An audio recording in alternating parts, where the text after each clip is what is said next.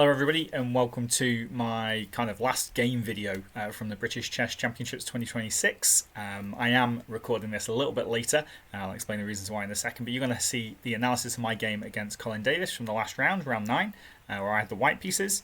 And you're going to see actually probably one of nearly the longest game of the rounds, not quite, and you're going to see it condensed down into about hopefully 10 minutes. I'm going to show you some of really the wacky variations that we could have got into, and how I really pressed really hard for the win, but couldn't quite find my way through. So let's get into it. First of all, paired against Colin Davis, I was on 4 out of 8 at the time on 50%. And I was kind of a little bit unlucky really because playing against Colin Davis, he's a good player, 2056, but it meant that I was playing the lowest rated player in the group of people on 4 out of 8. I wish I'd got the opportunity to maybe play against the Grandmaster, or somebody a little bit higher rated. No disrespect to Colin though, I'd had a look at his performances over this tournament and also in previous tournaments as well. He'd actually played really well. He'd actually beaten some really strong players. So even though his rating was only 2056 compared to mine, near over 150 points higher, I was actually thinking this guy's no mug. He's not going to be a pushover at all. He's not going to make simple mistakes. It's going to be a really hard game, regardless of what I do. So let's get into it. So first of all, I did have a quick look because it was a Saturday night that we got the pairings, and then it was a Sunday morning game, and I knew that he was always going to start with d6. And my plan was always to do this and play this variation. And here, I guess I have an opportunity here if I want to transpose into a King's Indian with e4. But you would have seen from my game against James Jackson where he went bishop g4 and played that variation. So I did wonder if he would actually maybe prepared for that, but I opted to play g3 and just play a completely different setup than what I normally do, and he jumped out with bishop f5. And here was my very first think of the game, because I'm pretty sure you're meant to usually you castle first before playing bishop f5. But it's quite a well-known idea, and the point is that black wants to play knight e4 in order to exchange off a pair of knights, and that really eases up black's position. And I've used this idea before myself as well, playing from the black side. So I wasn't going to allow that. So the typical response to bishop f5 is knight h4, and this is attacking the bishop and just technically threatening to win the bishop pair. The bishop drops back. And then I play e4. I wasn't sure about bishop e6. I thought maybe he should have gone back to either d7. Makes a bit more sense. But after bishop e6, the point is that he's threatening this pawn on c4. And he's like, well, how are you going to defend it? Whether it's actually under attack or not is up for discussion, because we've got queen a4 check, and then maybe b5 would follow and knight takes b5, so it gets a little messy. But I thought here, well, why not just take all of the centre and play e4? This looks like a very simple thing to do. So I've got loads of central control, even though my knight's on the edge of the board. He castles, and then here I go a little bit hot-headed, shall we say, and I'm trying to punish my opponent's opening maybe a little too hard. I think that just the very simple pawn to h3 would have been called for here. Just taking control of this square on g4, not allowing black's pieces any squares to come to, and really restricting this light squared bishop and where it can move. Instead, I go f4 and be super aggressive, like 4 pawns coming at you. In fact, let me just flip the board around just to see what it actually looks like from his point of view. So yeah, okay. I mean, it looks a little cramped, doesn't it? You can see why he was maybe worrying a little bit here. And took a bit of time maybe over his moves, because here he took 10 minutes before playing bishop g4. I went queen d3, and then here he went c5, which was probably, you see here he's down to under an hour now playing the move c5, which I thought was maybe not critical. And the computer actually in the end says that knight c6, and apparently he's even better here, which I was just like completely flabbergasted by. I was not expecting to hear that he was better here. I guess just this attack, and maybe the pieces are just so active compared to my pawns, but thought my centre would have at least counted for something. The variation that I was kind of calculating though, it went a little crazy actually. It went something like e5, and I saw some sort of crazy lines here with takes, rook takes, and then something like, was it pawn takes pawn, and then if the knight goes back to d7, then h3, and the bishop is kind of trapped in, which was kind of my plan. Oh no, it can go back to e6, can't it? And actually he's just taking back this pawn on e5, perfectly fine. But if I throw in h3 first, I believe this can cause him potentially some issues. And I was looking at these kind of variations thinking, what's actually going on here? Notice there's no kind of checkmate here because there's a knight here, and I've got king f2 as well. But I actually thought, these positions are actually quite crazy, and I'm just actually going to put the computer on here. What's it say? Ah, that's it. That was my plan. Sorry, I've messed it up. It's actually f5. That's the one. f5. I was thinking about this, and you see how the bishop is trapped with h3 and g4. So I thought this was quite an interesting variation. And I had some crazy line where I go like knight c6, h3, and then like knight d4 maybe. And just this threat of coming in to c2 check to win the rook's actually really quite difficult to stop. I'm just going to use the computer here. Apparently I can take. And I saw some crazy kind of things here, like check here, king f2, not even knight takes rook. Can we take here? Check. Oh no, king f3, and we attack the knight. So that's no good. So just knight takes here. And I mean, the computer says that white is ever so slightly better. But I was analysing these lines thinking, this is just crazy. I don't even know if I'd have gone in for this, to be honest. I think I was going to probably choose a more sensible option, such as taking the f pawn and then just playing d5, and then just playing this position, like I play the 4 pawns attack, and just doing some simple development next. I thought that, okay, this is now a game. So there's some crazy lines there after e5, but he went for c5, which I think is maybe a bit of a mistake, because now I go d5, and he brings his bishop back to d7. Again, he's worried about moves like f5, trapping his bishop in, followed by h3. It's a really nice idea, which is why he brought the bishop back. But after bishop g2, a6, I play a4. And I was just thinking, you know what, you've got absolutely no play on the queen side here whatsoever. And I've got eventually coming is e5. And I say eventually, it needs a few moves of preparation. And then he plays a5, and I'm just thinking here to myself, do you know what? Okay, this is now a game-defining moment now. You've played a5. Yes, of course, you've secured the b4 square for your knight, but I'm well aware that the b4 square for the knight can be good temporarily. But actually, in the long term, if everything's focused on the king side, then actually it's just going to be an outpost that doesn't really do very much. And he can never play b5 now, so I thought, you know what, this game's now here for the taking. This is exactly what I want. So I play h3, he goes e6, castles, takes and takes, and then he starts to bring his knight to b4, as you'd expect. And then here at this moment in time, I'm thinking, great, okay, maybe something like king h2, bishop e3, rook e1, maybe even bringing the bishop back to c1 after that.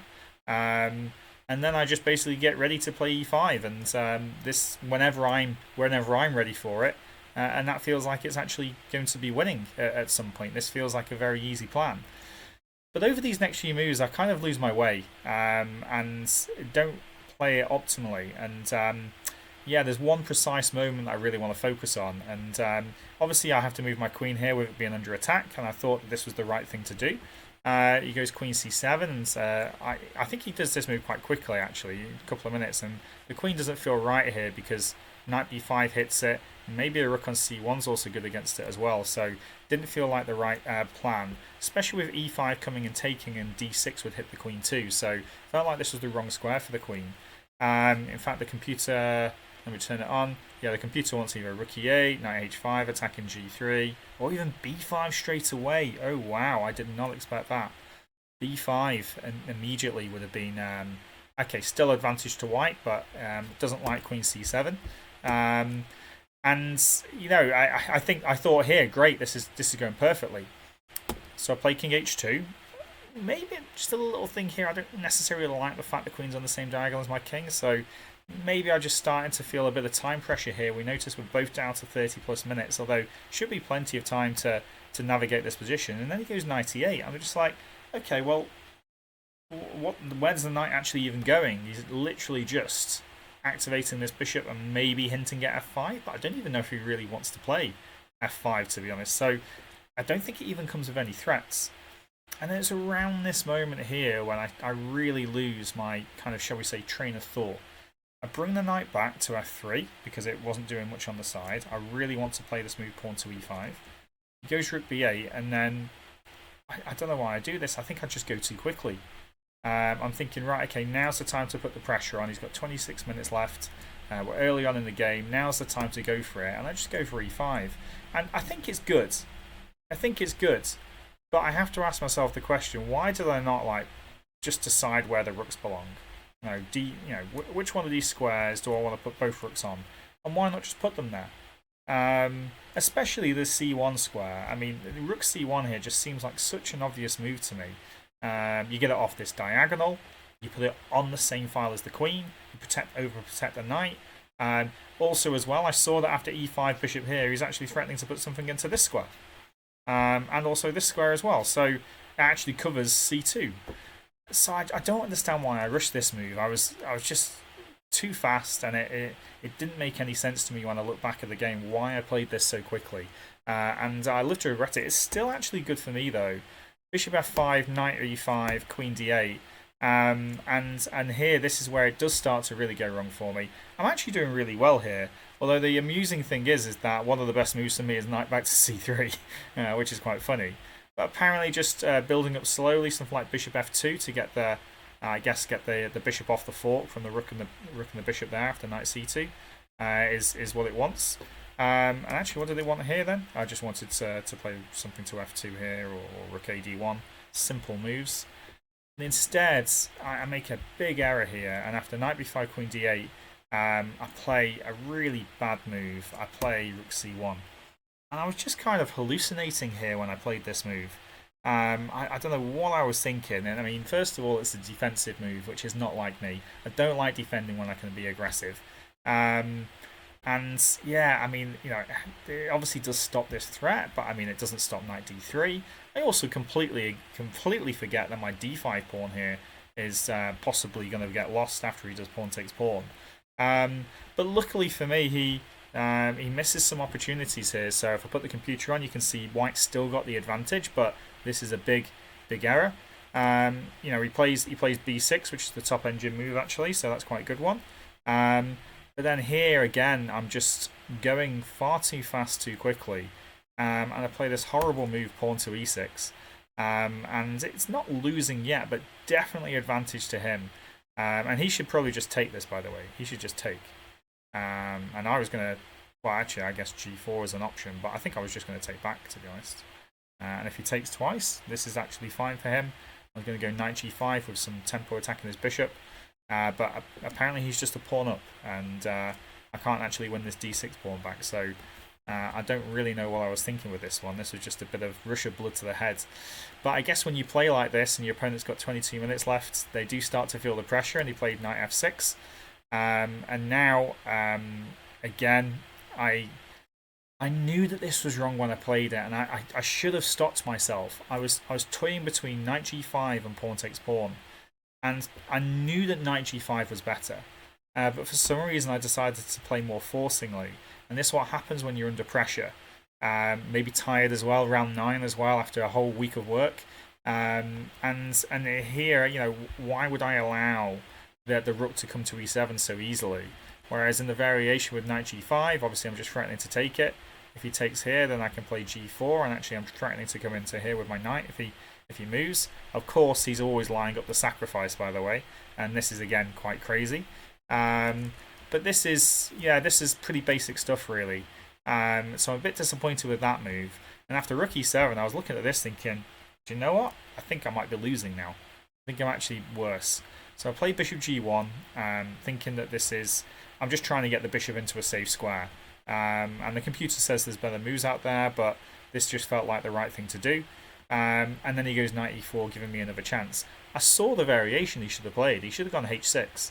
And after knight e6, takes and takes, you can just take it. And I was just kind of almost hoping here that my light square bishop would find some joy somewhere on this diagonal. The problem is my dark square bishop's actually pretty terrible. It can only go back to e3. So, this bishop that I put on g1 was actually not very good.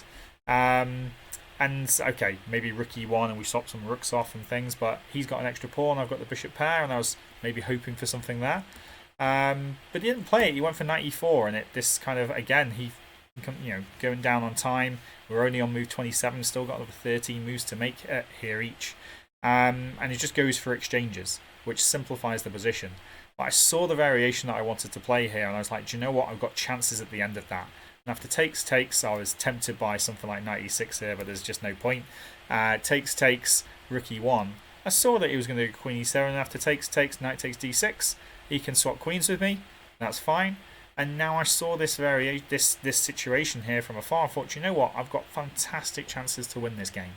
Not only have I got like his queenside pawn majority here, 3-on-2 is actually quite fixed. Like at some point, I'm going to be able to play b3, and my knight is covering both the squares that he can move his pawns forward to, and therefore this pawn on b6 is going to be a real weakness. Potentially, I can nick a pawn, and then I could potentially go on to try and win the game. So play rook d1 first, as you'd expect, and then play my knight back to c4. I don't want to run into a nasty pin here. And the point is here at this point that if he's not careful, you know, I will probably play something like rook d6 next, attacking the pawn on b6. And, you know, I think to his credit, he actually played some really good chess. I was quite impressed by how he defended. He came back, I went in, he came forward. And then here at this moment, I thought, you know what, I can actually win a pawn here. And I could win a pawn by doing bishop takes bishop, c takes bishop, and then rook takes pawn. But for some reason, I just didn't think that this was winning. Right? I did not think that this was winning here. Okay, maybe d3 is okay. Maybe he shouldn't take. Okay, rook d8 maybe. Now I'm a pawn up here, but maybe this is the way that I should have played. Maybe he can do bishop takes bishop instead. And then if I take here, like what was this ending actually all about? Bishop takes b2. Am I able to win this endgame? I think I would have preferred this to the game. I definitely would have preferred this to the game. So I'm a bit disappointed, but actually the computer seems to say rook takes is best. For some reason I didn't think this was the best move because of this move. Check.